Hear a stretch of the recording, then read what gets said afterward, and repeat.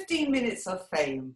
I am your hostess with the mostest, Georgia Varjas from Step Up and Stand Out. And we are ready to radiate the confidence in the Sassy Speakers Club. And today I have with me the beautiful Roslyn Bell, all the way from over in Armagh. So welcome, Roslyn.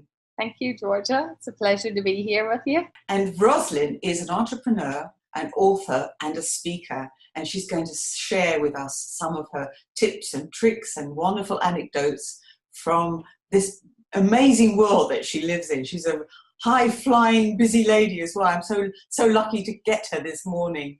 I know that you've got a couple of speaking gigs coming up. Do you want to tell us about them and what you're going to be talking about? Well, I have a speaking engagement in Swindon on the 5th of July, and that's with the Business Expo. They run several throughout the UK, and they're free events, and there's various speakers. And I will be speaking about property investing, which has been my journey, and I'll be speaking about strategies to substantial wealth and how I done it and how you can do it too. You make it sound so easy, 1 step, 2 step, 3 step. It is a journey. It is a journey. But you also speak on other topics as well, don't you? You've got quite a range of fascinating topics that you cover. Well, I also speak inspirationally because my own personal journey has been quite a sizable journey, and I've had to overcome quite a few adversities. And I think that it's really important for people to realize it's not what happens to you, it's how you react to it. So I share my personal journey of a near fatal death in a car accident to 4 years later being diagnosed with cancer, and then realizing, my goodness, life is a gift and I can do and be anything that I want to be. And I started on the journey of healing myself and also to create financial wealth for my children.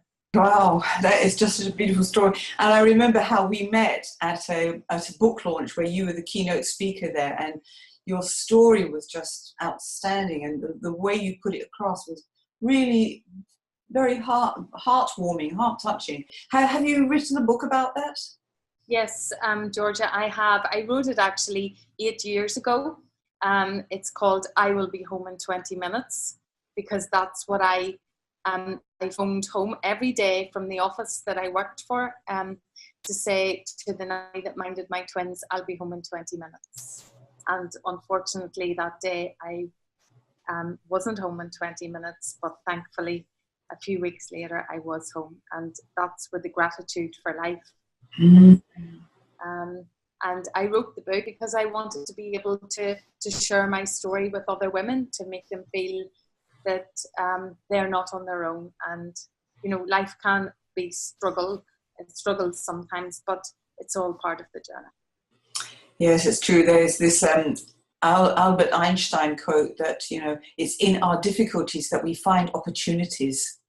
And I think that's a brilliant example of that very profound saying. That's very true. But tell me, when you go up on stage to speak, do you have a ritual? Do you suffer from nerves? And what do you do to get over it all?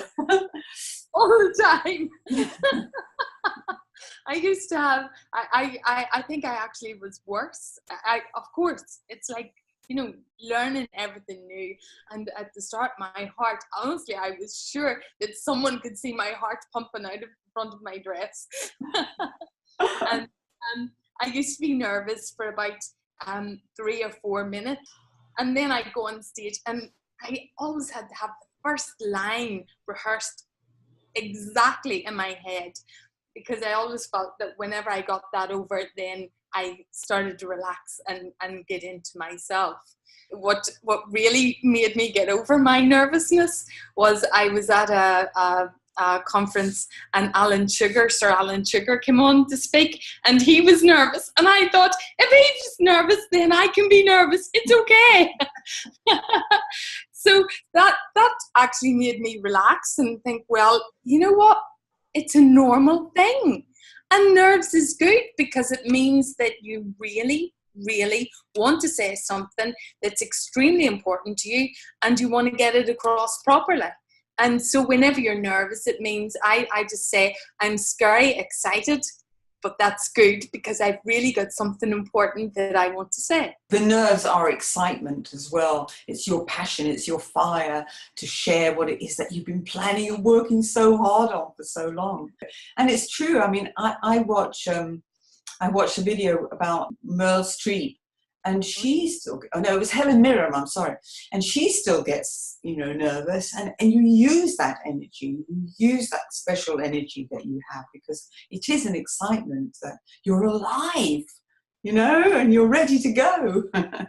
Yeah, so how do you use your energy then? I get into the physical thing. I jump up and down and pump myself, make sure that those opening lines, as you say, those opening lines, that they are ready to fly out. And then when I'm up on stage, something happens. Something just magical happens and I'm off. That's it. Yeah. And as you know, it goes so fast. Oh, yeah. And I think it is that thing, whenever you're right in yourself, centered, it comes in you and through you and everything flows. What advice would you give to new speakers? People who really want to get up and tell their story? Yeah, well, I just say, just do it. Just do it. Just practice as much as you can in audiences.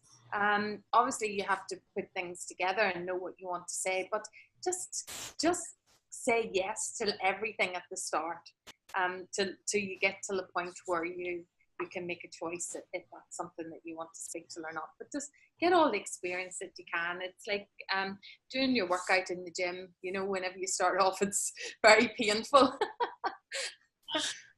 and don't do too much self-reflection.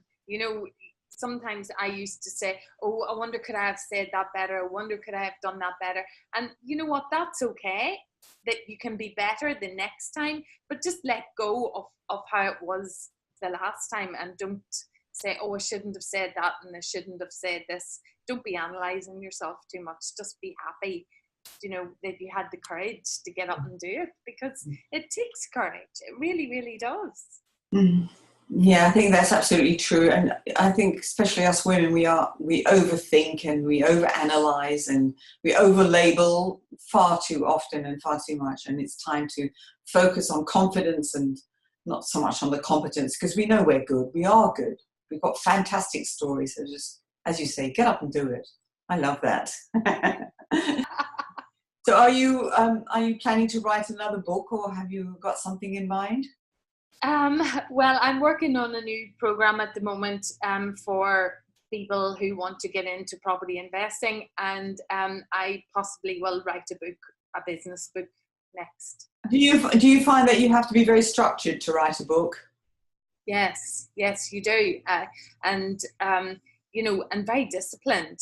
And obviously, if it's personal, there's some chapters that just take so much out of you that you need to pull back, and you need to really think about, what personal details that you want to tell, because they're now written down for the world to see, and sometimes you can feel a little bit exposed. So you have to be extremely comfortable with what it is that you want to say. Mm-hmm. Yes, I think that's very true, because once it's out, and everybody knows. Yeah. So apart from the gig in Swindon, what else have you got planned for the summer months? Well, I'm speaking in Swindon on the 5th of July, and then I'm coming up to Birmingham on the 7th of July, and I'm speaking to the women's group there.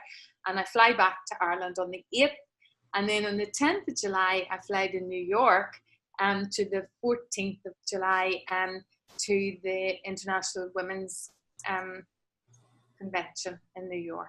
So that will be interesting. Fabulous. And what will you speak about in New York?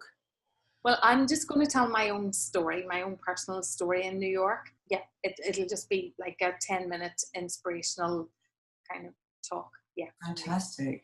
Ooh, that's going to be great. And do they pay your expenses? Yes, they do.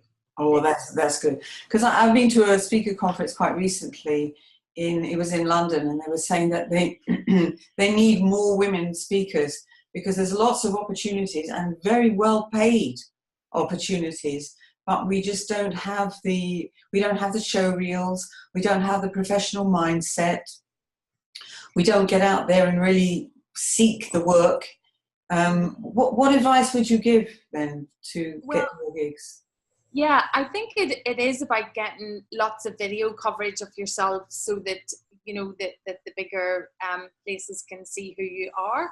And it's not necessarily always, you know, some of the really, really big ones that actually don't pay you and you have to do sales from the stage. That's how you get paid, which, you know, for me, I don't want to be doing lots of salesy thing. So I have veered away from the huge big ones. I haven't found one who actually pays you to physically come and do it. So there possibly could still be one out there that I just don't know anything about yet. I have been speaking to smaller women's groups because that was what was important to me. And the Business Expo, there's probably about 200 people booked to hear me speak at each one of those, and there's 6 or 7 throughout the year. But it's just a matter of getting out there and just getting comfortable with you know, where you are. And, you know, we all had to crawl before we walked. Before we learned to run. And sometimes, you know, we want to run before we've even crawled. Therefore, you know, it's important to know about, you know, it has to move beyond yourself, this speaking, you know, because what and who are you speaking to, and what, you know, what is the message? And, you know, my message is beyond my stories. You know, I never felt sorry for myself, but it's beyond feeling sorry for myself. My message is, look, this is what happened to me. I put in the energy and the time to make myself well, and then this is how I became financially secure. And these are simple steps, and I can show you how to do it.